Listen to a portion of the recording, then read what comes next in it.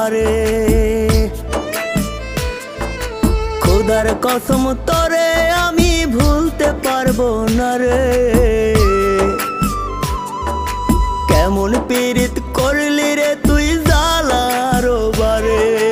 ধুকে ধুকে মরার চেয়ে মায়েরা যায় আমায়। আর জ্বালা দিস না রে তুই আমার কলি যায় রে। আর জ্বালা দিস না রে তুই আমার কলি যায়।